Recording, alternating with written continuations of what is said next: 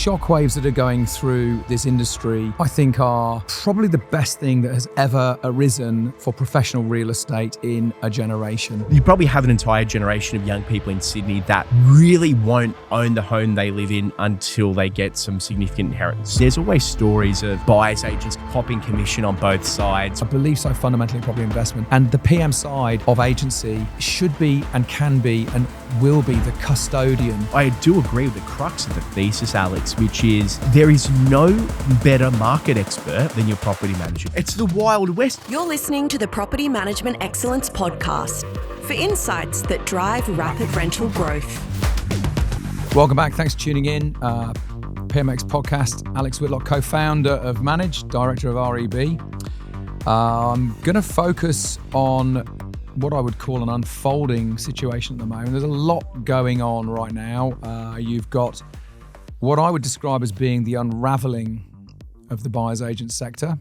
I've watched it build. I've used buyer's agents. I've had great outcomes with buyer's agents.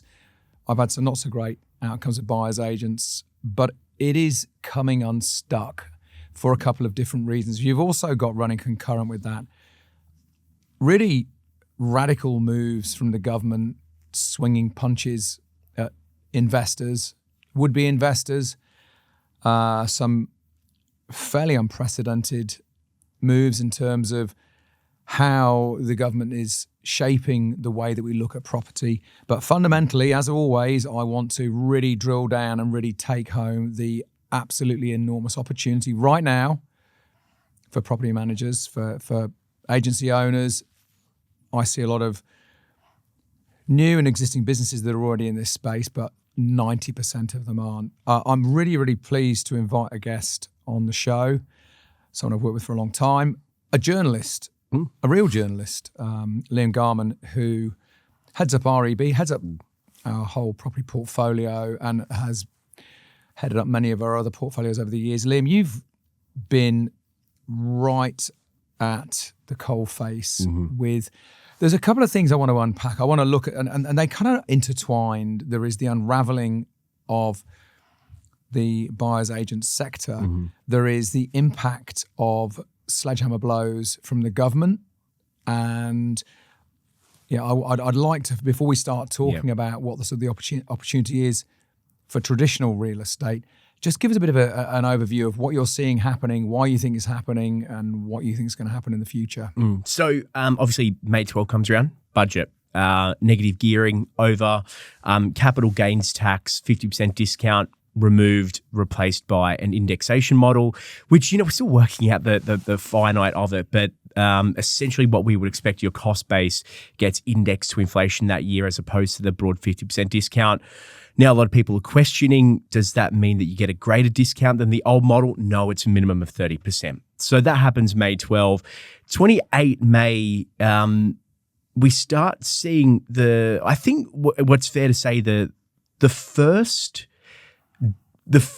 kind of victim in the buyer's agency space, which is Dashdot. They send out an email to all of their clients, 28 May, saying that they're going into liquidation. Just gives a bit of sense of size and scale of Dashdot. Some people may have read the news, some people may be familiar with them, but others may not have any idea of sort of how big they are. So definitely one of Australia's larger buyers agencies. Now, this is where we get a little bit lost in the data, but 695 potential creditors with prepaid services and refunds. Now, if we dive into that a little bit more, we've seen emails at REB which suggest that at the time of closing in late May, they probably had in the mid to high 100s in current clients, most of whom paid up front, which is a very unique model. Most buyer's agents will charge a little bit up front, and that basically just keeps the cost going while they search for your property, and the bulk of it's done either unconditional or on settlement.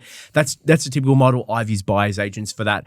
But essentially what's happened is now we have potentially 100 to 200 Australians that paid up to $51,000. That's some of the figures we've heard for 3 pre-purchased or pre-paid for services to find 3 properties.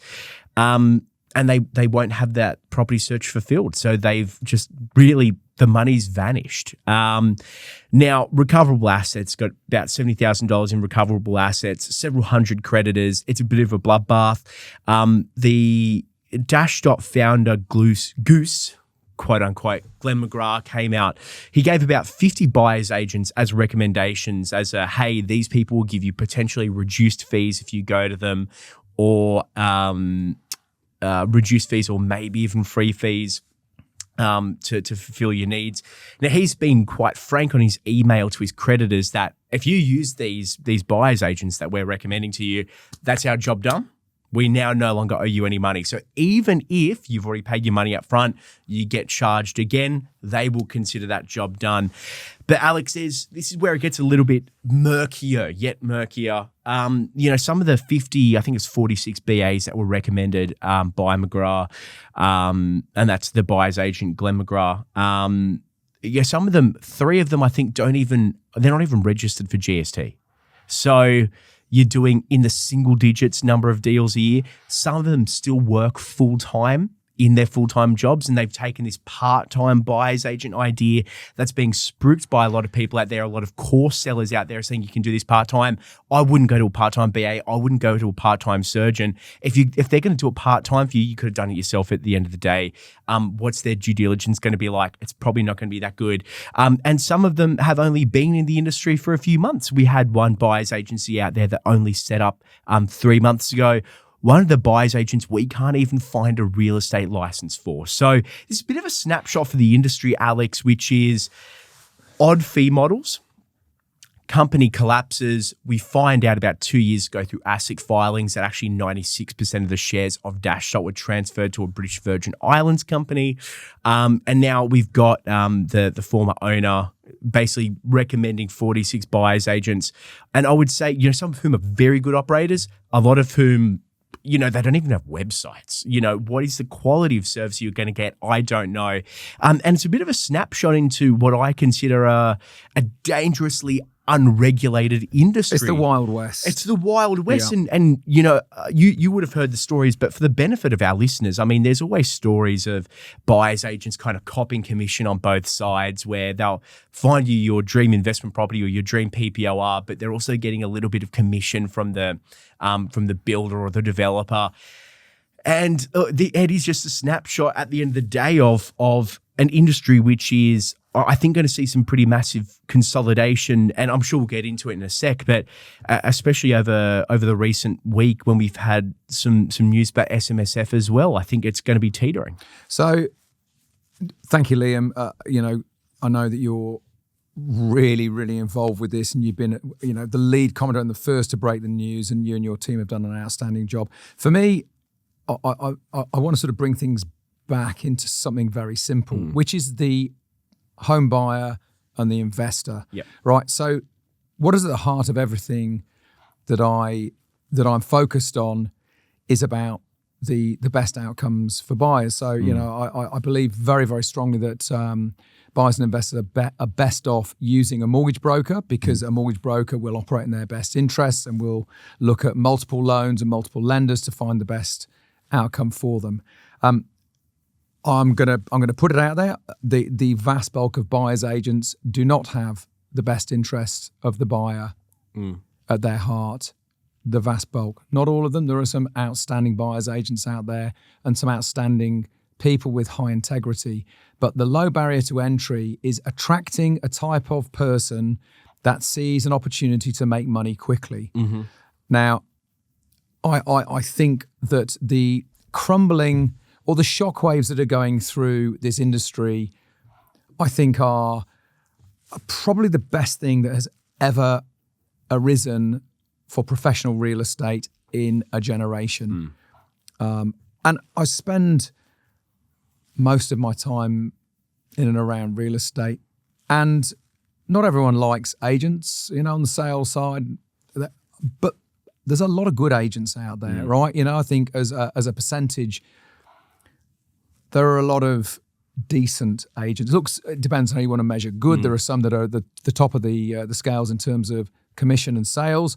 In property management, there are an awful lot of good people there. There are good people, decent people who have the right ethics and the right focus, but there are so few that really understand the customer. And the opportunity, I believe, Liam, moving forward for property management particularly, I've talked about the plight of the investor and the owner. We'll come back to the other part of this. You've got the collapse of Dashdot, and that was triggered by a number of things. One of them by Meta sort of sticking up their rates, dramatically, and that kind of goes into another story which isn't really relevant to this audience, but spiraling Meta rates, because that's how they generate their leads, led to the inability to generate leads. Then you get hit from the side with the government around changes to negative gearing and to capital gains, and then they'd already gone under before the SMSF legislation was tabled. I do. Dwelling on that, I think you had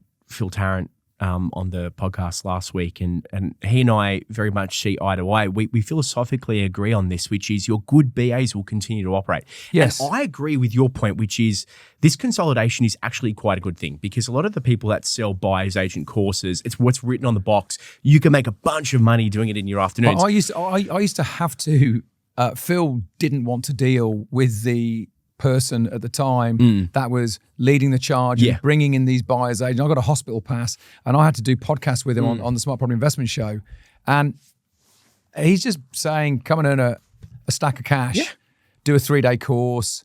Yeah, do some hours in the afternoon and bill a poor working Australian $20,000 to do it. And it's as I do agree that the consolidation is a very good thing, because your good operators will have repeat clients. Now, look, I'm not sure, and this is opinion, but the email blaming the Meta ads, to be honest, I'm not sure it passes the pub test, because if you take a full upfront fee, at the end of the day, it's notionally. The reason I mention that is not because of. I read an article in the New York Times about the downfall of Meta, because I absolutely despise Meta and all it stands for, but it just so happened to run concurrent with. So look, sure, it was an excuse. I'm sure that you've got some things that have happened behind the scenes in its own business, and then you've got some other things that have happened. I think it's a bit of an insight, it's a bit of a magnifying glass. I mean, in their situation, they needed new customers to come in to pay to fulfill the old customers, which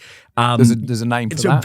It's a very big, And when you prepay for something, Alex, if you prepaid me $26,000 for me to find your home, I have to hold that not in a trust in a PM sense, but it's it needs to be essentially quarantined until the service is done. Then I can bring that into my operating budget, and that's Australian consumer law. But yes, there is a name for it. But what it does is it shows that the modern buyers, not all of them, but the modern buyer's agent, it's take your ticket, your ticker for the deli, and you wait in line, and they just pump as many people through as possible. And it raises huge questions over the quality that you're given, but also in terms of what it does to the market. Now, we've seen a lot of buyer's agents. Now, I agree to a point, buying regional. I've bought regional in the past, but what we're seeing buyer's agents now do is they get their phone out and they go on TikTok. Hey, investors, let's all buy in. Insert market here, 5 hours drive from a major city. You look at that, and if you work in the property investment space, you look at it, you're like, that town, even if it's got a 10% yield, like, oh, you reckon? Like, one mine closes and you're left holding several $100,000 of debt. There is a big question over very large buyers agencies when you have several thousand investors and you herd into markets. Obviously, you will get some level of capital gain, but is it a genuine capital gain? Is there still, at the end of the day, going to be the demand from the PPORs and the owner-occupiers to continue paying those prices? Maybe not. But it is a magnifying glass into a very unregulated industry, which has a lot of very bad actors in it. We're going to take a quick break there, Liam. We'll get into this a bit further when we get back. Don't go anywhere. Welcome back. Liam Garman with us today. We're getting right into the whole changing market. Look, yes, a lot of this manifests itself around, let's call it a shakedown in the BA sector. Shakedown, there are plenty of buyers agents. I bumped into to one of the buyers agent, Right Property Group, who've been around a long time. Bumped into the the founder and still present there, Victor Kumar, who helped myself and Phil buy our first property. We were turning down properties at auction out in Western Sydney at $210,000 for 3-bedroom houses on a, But you on a regret that 600. now. Well, Whoa. you know what? No, I don't. I Yeah. don't. And I was talking to Victor about it, because we walked away. Yeah. Because you can only buy in the present, not for the Yeah. future. Like hindsight's a wonderful thing. And Victor was very disciplined, saying we're going to go before pre-auction. We'd go to $215,000, and we walked away. And there might be three or four that we looked at, and you walked away. And we've walked off. We stood in gardens and walked away, and it's gone $1,000 over what we're going to bid because he was disciplined. And focus. But anyway. But I mean, that is to our point earlier about your good BAs that do a good job will continue We growing. still bought, by the way. And the salient point is, you go, I bet you we should bought. But the bottom line is, you're right. we bought other ones cheaper. Yes. So we walked away from ones that reach, You bought superior $215,000 for 3 better. And then we bought one next week for $212,000 for a similar asset, which was, so all the way through using that particular group as an example. They understood what our objectives were. They were disciplined in their approach. They were on site with us, and they were, Steve Waters as well, who's sadly no longer with us, was a significant partner in that particular business. So this is not an assassination of buyers agents, by the way. Buyers agents, good buyers agents, same as good any real estate professional, worth their weight in gold. But we've got a really changing market. I want to bring it back to what I see as being the opportunity. You've got now a very confused owner, a very confused would-be owner, because of this real shockwaves going through the buyer's agent market. And I'm not on social media at all, Liam, but Phil showed me one of the buyer's agents, an expletive every other word, talking about the government. And I watched the rant, and I went, "This isn't about your customers. This is about you and your business." Yeah. And he was cursing and swearing and berating the government. But I went, "This just really brings home to me that this is not, your particular business is not built around your customers." So I look at traditional real estate, and that's a good thing, I think. But traditional real estate in a modern framework, in a next-gen lens, I think is absolutely positioned to step into this whole area of providing advice. And there's a lot to cover, but one of the ramifications and one of the part of the fallout with the shakedown with the buyer's agent market is they are putting their fees up now, left, right, and centre. And I've watched them go. We used to, when we were buying out in Western City, we were paying $7,000, which was market rate. We never ever got our services at a discount. We always paid full freight, and it was $7,000 back at the time. And as a percentage of the purchase price, that was, I think we worked out as about 3.5% of the purchase price. You're now looking at buyers agents charging north of $20,000. Now, what that does for owners and investors leaves a gap in the market for lower priced properties. Now, look, not everyone wants to buy one bedders, right? Not everyone wants to buy, $200,000, $300,000, $400,000 properties, but there's a lot of them there that represent a very, very good buy. But buyers agents are now, by default, pricing out their customers, because if I'm paying 20 grand or 25 grand or 30 grand or whatever it is they charge, I don't want to buy a $200,000 property. So I think that there is, and again, look, I think that there is going to be a proportion of that unregulated industry that is self-serving, right? Amidst and amongst, the very, very high integrity players, of which there are a number. So for the property management, real estate industry, wake up, wake up. Now is the time to show leadership. There is a customer, your customers on your rent roll right now that is confused, probably quite concerned. Okay, sure, I'm sure a lot of people understand, the grandfathering around negative gearing, but there's real threats that the market is going to go nowhere. That's the way that things are looking. So I think there's just a huge opportunity, the biggest opportunity ever. First of all, to step in and step up and become an advisor. Have the courage to advise your customers. Know your customer, connect with your customer, understand the customers that are that you're likely to bring in as new buyers. But hey, listen, if the agency down the road isn't looking after their investors, go get them. Yeah. No, I couldn't agree more. I think there's been a few examples of even just recently where one of my property managers, really outshone a BA that we used for this property. And we acquired a property in Feb, and the CMA for the rent was so far off, which we didn't know at the time. Now, there's an argument here that as a buyer, don't blindly follow your BA. You're going to have to do your own due diligence. And part of that due diligence as a buyer and as an investor is actually maybe before you accept an offer or if a BA puts a deal in front of you, maybe actually go to a property manager with that potential deal and get them to do the CMA first, because a lot of BAs, they don't have the level of expertise, the market expertise. We didn't do that, however, and it was a learning point for us, which is if someone presents a deal in front of you, actually speak to local PMs of your choosing first, not their recommended PMs. But in that process, we have built very strong bonds with our PMs. They're like, man, that CMA is so not accurate for this area. Our recommendation is this. However, we will definitely support you understanding that you were expecting that before.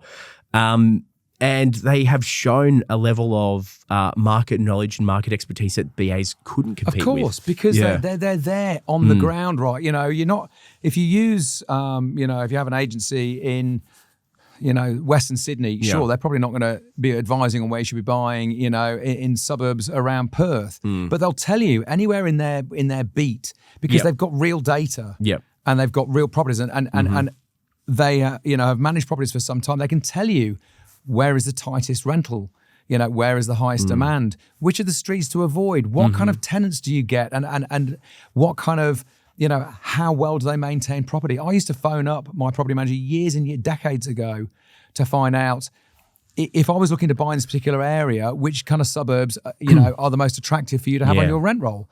Now, I'm not saying I necessarily always bought that, although, as I've said many times on this show, I have bought the last 7 properties with my property manager, and I won't use a buyer's agent again because I now know where I want to buy. I do my own research. I did a Google research. I sat there and looked at Google, and I went, Carlton and Brunswick, that's the place to buy, right? And I started looking in there, and I won't go through the nuts and bolts of it.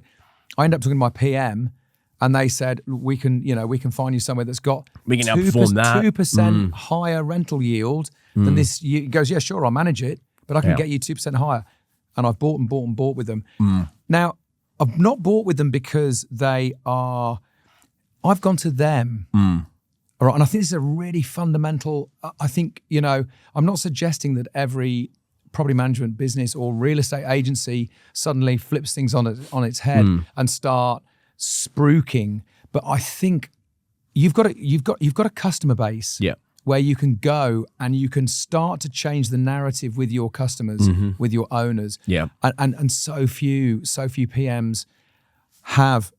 And when I say PMs, by the way, Liam, I'm not putting the emphasis on the individuals that work in a company, because if the principal doesn't see value in this, why should and you're right, it is. I think it's a whole of agency ecosystem. A way of reframing it, because you have a core competency that no buyer's agent can really compete on, which is the market knowledge, but also just you knowing your landlords, you knowing your tenants, you knowing your investors, and you having known them for years. And if you've done a good job as a PM, having built up years of trust, and you're right, if the licensee, director, agency owner sees value in this and starts a comms campaign to bring tenants and landlords in the circle. I'm going to say tenants as well, because they're your future buyers. Of course they are. Bringing them inside the circle.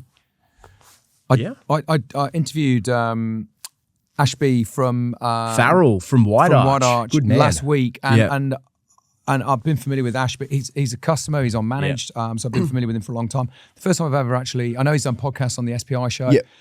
So I asked Ashby, because I knew he was a selling agent and had been a sales agent for quite some time. So I said, look, what made you decide to, first of all, launch your own agency? And why did you go so hard with property management? And he said something really interesting. There's a number of things really interesting. One of them, he said, when he was selling for years, he would put customers with PMs in various agencies, and he was unsatisfied with the quality of service that the PMs were giving his customers. And this is something that Tom Panos flagged when I caught up with him, is the gap in confidence and competency between sales and property management in understanding the customer. So Ashby said, look, part of the reason I wanted to go into property management is because I wanted to be personally accountable for the property management experience. This is a sales agent. This is really, really important. He's a sales agent. Ashby goes out and stands and does open homes. For he'll do leases. He'll stand there and he'll meet the tenants. He takes accountability to do that because of his commitment. And this is, I don't mean a verbal commitment, but his own internal commitment to his customer. So then he is accountable to his owners because he wants to be able to say, yes, I've got these 3 tenants to choose from, and I've met them, and I've stood at the door, and I've shown them through the property, and to be able to consult with the owner. And he's a sales agent as well. He's building a dual business. Same story on the other side. Grant McKay from New Management. Yes. Yep. Great guy, Grant, in Sydney's eastern suburbs. He's on the flip side where he's got a property management business, and there are local selling agents that have... So he doesn't sell. He doesn't sell, but he's got local selling agents from some of the big networks that refer their tenants, their landlords to him. And so you've got, and this is one of the key lessons that, like to your point before, Alex, where it's kind of redundant unless the principal, the owner, the director comes on this journey. They have to be the ones leading it from the front. There are people out there, there are agents out there that are referring landlords away from their own offices because they're not putting enough, and it's not the property manager's fault necessarily. They're not having the investment into the teams to build a good property management experience portfolio. That, to your point about a commitment to the customer at the end of the day, commitment to the buyer. Hey, my commitment to the buyer is so high, I'm not even going to recommend you to my property management team. I'm going to recommend you over here where I know you'll get a good service. What does that do to your ecosystem? Suddenly, the value of your rent roll is not as strong as it should be. You're not going to have, and I don't say easy sales, but the steady flow of inbound leads from landlords that want to sell. The value of your business is going down because you as a leader did not invest in your property management team. So this, you're spot on. And it's interesting you mentioned Grant. So I've got a number of properties within Grant, a couple in the eastern suburbs, one that I settled yesterday. And with the last 2 purchases, the sales agent didn't even put themselves forward to take the management. So it's a case in point, right? And I moved it to, and even when I said I'm going to move it over to Grant, they didn't say, oh, hang on a second, And with the property that I settled on yesterday, and this is about accountability and about understanding the customer. So I wanted Grant to come along to inspect the property, and he took his time. He left. Look, I was going to put it with him anyway. He could have sent somebody else. He came along. He inspected the property. He looked at it. He told me, because I talked about looking at making improvements to make it a better rental. Guess what? I want to get a high yield. He wants a high yield. So it's a win-win. But Grant came along, gave me, all up. He put in several hours of his day because he travelled over there, engaged with the agent, and his input into that is critical for me. So you've got there is a generation now, and it's not an age thing, but it's about an attitude and an understanding of the customer. We'll take a quick break there. We're back in a couple of seconds. Welcome back. Alex Whitlock, Liam Garman with you. PMX, we are really getting our opinions out there today, Liam. It's been a few, one or two. Yeah. It's all the conversations around the coffee machine, which is what I love about working here and what I love about journalists. And I'm a frustrated, never quite made it as a journalist, so I very much enjoy. I feel like this is probably the first podcast where you've been more diplomatic than I have. This is the first for everything. Yeah. But it is, I think, saying what you think and and chewing the fat, and hopefully people get some value out of hearing our thoughts. Because you have had so much time to cover what is really an unfolding situation. So look, I think you've given good insights into what's happening at buyer's agent level. The takeaways from that, hey, listen, listeners can see opportunity there. But the thing that I'd like to look at now, really, to get a bit of sort of granular insight into some of the things that are really impacting investors. So we've not really talked much about the SMSF situation. News dropped this week. You know, what's your take on that? You know, it's one of those things that it was so, oh my gosh, it's like I'm talking about a death or something, but it was so sudden and it was so definite, which is, I think people are kind of reeling from it, which is, wow, the only vehicle through which you can borrow for residential property through your estimate, it's just closed. Well, it's just done. And there really is no, you know, negotiating that. It's not like, you know, when they close negative gearing and you say, well, that sucks, right? When you get rid of negative gearing, or for residential property anyway. But, you know, if you were buying through a trust anyway, it didn't really matter and you can still quarantine your losses. Even if you're a mum and dad investor, you still quarantine your losses. So once it does end up becoming positively geared, if you hold it for a few years, you'll essentially have... There's so few actual SMSF residential properties. I mean, you know, we're not talking, you know, 4 or 5. There's is it 1% of the market? 1%. But you know what? It was growing. It was growing. This is the thing. And this is where... I bought an SMSF. I bought a year ago and I'd kind of not done it. And Phil, my business partner and friend and colleague, he has been buying, he's funnily enough just bought a resi in his SMSF, but he'd been buying commercial in his SMSF and had been really sort of haranguing me to go and get commercial. But I'm now glad that I actually did purchase, you know, in my SMSF. I dragged my feet. And I never got to pull that trigger, unfortunately. And it was something that I intended to do as well. But here's the thing, right? You know, I don't want to get political because at the end of the day, I do genuinely believe largely the government does what it thinks is right. I'm not going to get into whether I think it's right or not, and the public will decide the next election. But I feel largely, you know, with a little bit of kind of cajoling around the sidelines, they do what they believe to be best. But what's done's done. Yeah. But personally, I think that this sledgehammer decision, and it will certainly knock the market flat, which is one of the goals.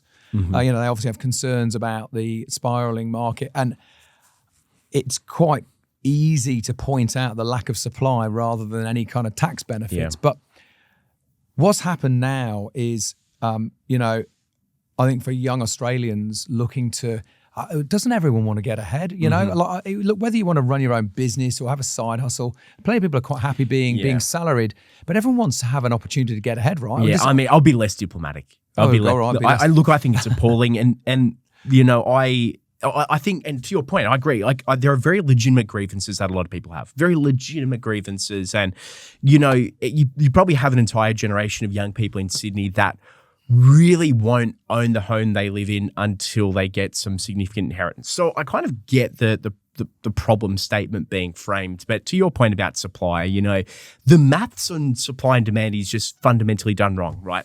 So the maths is we roughly need supply to equal migration levels. Yeah. BS, wrong, understated. We have more people separating and getting divorced than we have people coming together, right? So we have about 80,000 divorces a year plus separations. You need to add that in. So that's 80,000 new homes unless you're 40 and 50 and want to get a roommate.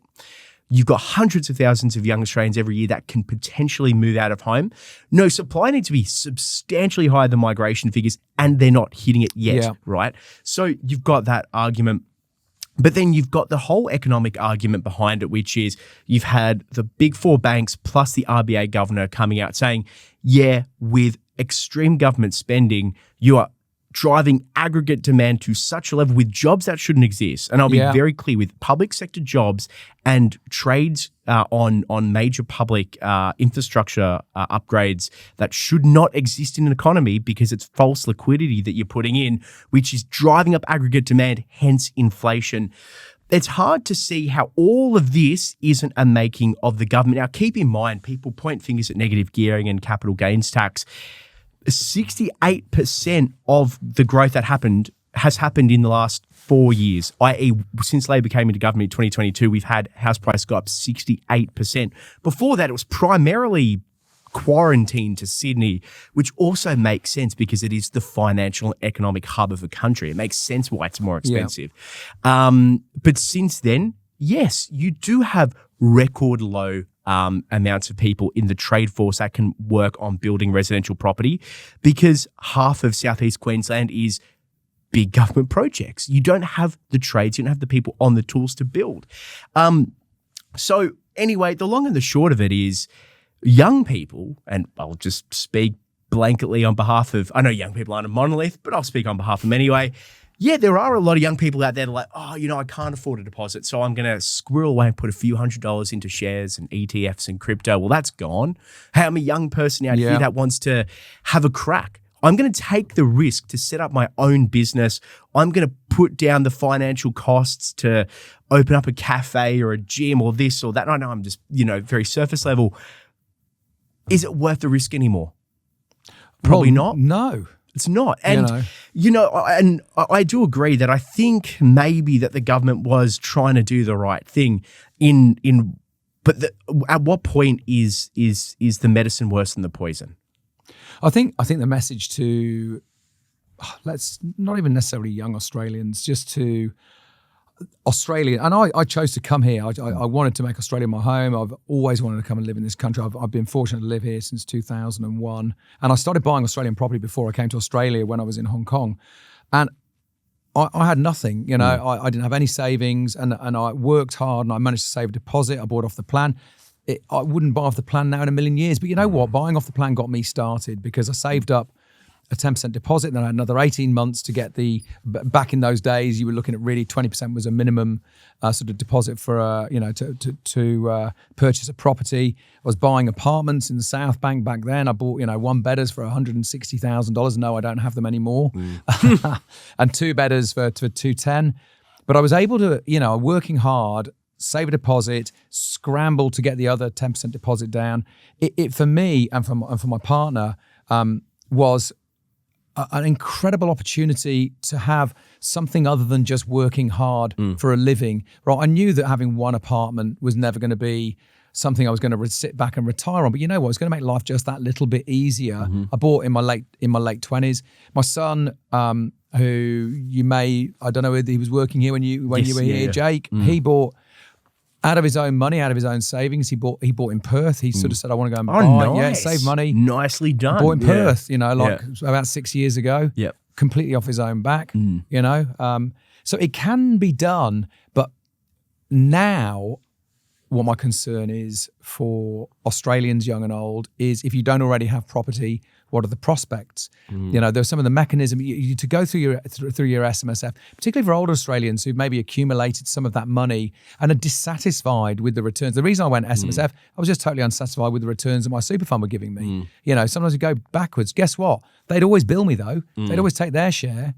So I went, okay, I'll take my chances, and I've done all right with my SMSF, incidentally. I'm a dreadful, absolutely impulsive share trader, and I've been all right at it, but not through any kind of logical skill. Yeah. But one of the reasons why I wanted to buy property in my SMSF is to know that I understand property adequately to buy something that I know over the long term will give me a yield. And that's one thing that some experts have come out saying, I can't remember who it was, but it almost leaves you dangerously undiversified. So everyone... Of course it does. Most people... It totally does. Yeah, so most people who are just relying on their fund... Yeah, their managed fund, which is just 100% equity, or maybe like 20% bonds in there, but more or less completely undiversified. You're in the share market. Yeah. And in the Australian share market, maybe, some sort of balanced portfolios. But I hate shares. Yeah. I really, really, really see, look, guess what? This is a snapshot, it's a moment in time. Let's be really crystal clear. I've been buying for 3 decades. I've seen markets look like they're going to collapse and then come back. And it's, and I'm sure a lot of people tuning in have been through many, many different market cycles. I think there's never been a better buying time than right now. I genuinely am looking to see if I can scrape together some dough to buy again, because I think there's a phenomenal buying time. But one thing I want to address before we round this podcast off, I'm going to come back. One thing that really annoys me, Liam, is this perpetual, it seems to pop every year with the least trusted professionals, and guess what? Real estate agents are there along with, politicians. Journalists. Yeah, you can trust this bloke here. Where does property journalists come it really pisses me off. Yeah. And I have to say that I have not dealt with many untrustworthy agents, certainly not in the PM sector. I've not always necessarily dealt with good capable people, but I, in terms of trustworthiness, the sales agent I bought from McGrath office, the sales agent was phenomenal, right? And I didn't say to her until I bought prior to auction. I'm just a punter, and I actually used a buyer's agent to negotiate the price. And she was phenomenally professional. Yep. And I have to say that I can't think of many agents in any field of real estate that have been untrustworthy. So it really irks me. But my focus and my concern, my focus is owners and investors and Australian buyers, and I believe so fundamentally in property investment. And the PM side of agency should be and can be and will be the custodian. Owners and investors are left in the cold. They really are now. They are absolute pariahs. They really are. And there is this unbelievable opportunity. I don't just mean a little snapshot now. There's going to be a shift, I see, with the sort of unmasking of a lot of the buyers' agents out there. Yet there's some incredible operators, but guess what? All they do is buy property for you, and then they pass you on to a property manager, right? So I really would like to see more agencies leaning into this. I'm seeing it on our platform. I'm seeing agencies growing very, very quickly because they recognize this opportunity. But this is something I'm going to bang on about perpetually with PMX. Look, in closing, what's your thoughts in and around that? Look, I think that you're right. More often than not, people in the industry are good. And I mean, probably the best part of the industry is the property management side, because I've had nothing but phenomenal dealings with my property managers, and the level of trust and support and insight that we get from them is amazing. And, we had one the other week where it was just the courage that they show. So we had one the other week where a tenant, always question your BA and their due diligence, but we had a tenant move out because it wasn't safe, because the neighbours were squatters and they'd been there for less than a month. Yeah. Neighbours were squatters. They couldn't live there anymore. Had to break the lease, and she called my wife and gave the story. And my wife, while being visibly annoyed at the outcome, she was like, the courage that it would have taken to make that call is just like, wow. And I think it was the property manager was young, but she came in and she's like, hey, look, bad problem. Here's your solution. Let's go. And my wife's like, yep, let's do it. Property management is going to be the growth engine, because on the sales side, yes, more often than not, they are good, but when it goes wrong, it really goes wrong. And by that, when you hear the stories about the use of incentive kickers and underquoting, and I know a lot of even commenters on REB fail to really grasp the problem with it, which is, why is underquoting wrong? Because there's a market value, and you're going to kind of hit the equilibrium of supply and demand and hit the market value, especially if you go to auction. Well, it can be a problem when you've got a vulnerable person there. And we've seen it before. People with Alzheimer's, for example, or vulnerable communities like micro communities. And I value their property at 1, knowing it goes for 1.5 in the end. And I put an incentive kicker of 20% on every dollar above 1 mil. Well, yeah, you did fleece that person out of, quick maths, 100K, right? So when it goes wrong, it really goes wrong. But I do agree with the crux of the thesis, Alex, which is, there is no better market expert than your property manager, because they deal with it every single day. And in terms of building your agency's reputation, when it comes to building your agency's long-term pipeline, it's the property managers that deal with the landlords and the tenants every single day. And I mean literally every single day. Totally. And often their conversations are hospital passes. Yeah. Liam, something's gone wrong. You have to spend some money. Liam, I've had PMs where I've fixed stuff and it's gone wrong, and it's leaking roofs. There's been a repair. It's still leaking. But I don't blame the PM. I know it's not their fault. Yeah. These are tough conversations. It's the courageous. Opportunity is to dovetail and offset the tough conversations with proactive conversations. Yeah. There is a golden opportunity right now to check in. And if I owned a real estate business, if I had any interest in a rent roll at all, doesn't matter whether it's a 20%, whether I'm 80% sales and 20% rent roll, I would be on the phone myself as a principal, checking in with my customers. Yep. Confusing times, been a few changes, just want to check in, see if you're across what's going on, just give you some reassurance about what we're doing. Because here's the thing, and I'll close with this from my comment, is the only truly aligned partner with the owner, investor, is the PM, because they're both aligned. You talk about, issues around underquoting and whatever else in terms of the sales thing. It's a transaction, and it only ever will be a transaction. And that's the reality of sales. Property management is a partnership with an owner. Now, it might be for a 12-month lease. It's often for 20 years or more. Yeah. Why would you change your property manager? The personnel may change, but the partnership and the brand, could be perpetual as long as you own that asset.